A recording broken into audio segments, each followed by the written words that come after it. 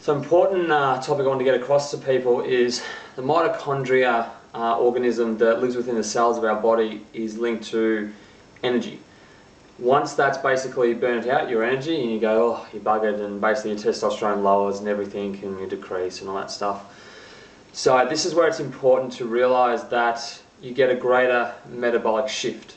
So and your insulin goes back up massively. So those people that sustain from having fats and carbohydrates and sugars in their diet and all that, or they just have big meals every now and then, one, you're going to deplete your insulin probably, just having that big meal, and you won't become fat efficient throughout the day. You'll feel sluggish and all that stuff, and that's when people start to have more sugars or coffee or whatever it is to help raise serotonin because they're feeling sluggish. But then they feel more sluggish again, so they keep having more, if that makes sense. So as clean as possible, like always. So with that metabolic shift, insulin back up, you know, your body needs carbohydrates especially, and fats too. Carbohydrates for helping the body to initiate like thyroid function, and the fats are linked to thyroid function as well. So they help to initiate fat burning. Now for all those people out there that I've got nutrition plans for, some people are doing really well, some people are actually struggling a little bit. So it's so important to stick to what I've done. So it's all laid out, it all has a purpose. So like also what's proven is the stuff to do with high intensity weight training, low intensity weight training, high intensity cardio and low intensity cardio. Low intense cardio will basically, if you're doing that a lot for a long period of time, so 45 minutes plus, you know, it's proven that your cortisol levels will rise, and cortisol is linked to stress. So people that have depression, anxiety get told to go to a gym to actually decrease their cortisol levels so they feel more relaxed. But most go in and do very light stuff.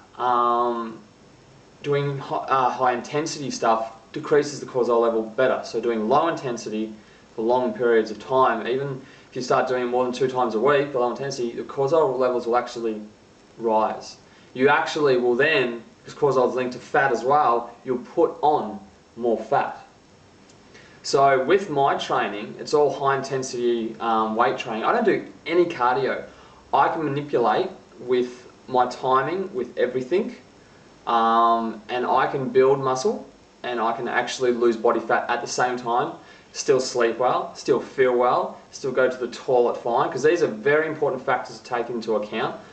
So I've been doing this a long time, always trying different ways, and they all seem to work because the body adapts to everything. So that's why you have to do change. So, you know, the triathlons that I've been helping, the marathons, people that I just train here, like there's a structure and a pattern to everything that I do. It's well thought out, and trying to stick to it, it will work. You know, your metabolism will slow down.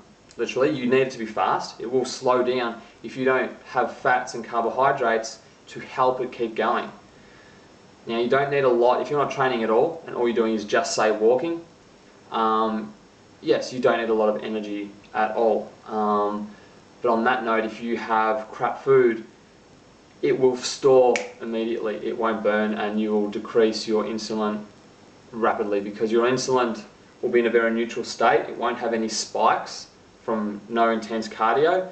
So whatever crap you put in, it goes right down, and then everything else, maybe for the rest of the day, could be, for the rest of the day depending, will store as fat. And you'll feel sluggish, you'll feel worse. So it's understanding how the body works. Sorry it went on a bit long. I'll put some more stuff in there, but anyone needs some help, nutrition-wise or training-wise, let me know. I guarantee it'll work. Yeah, cool.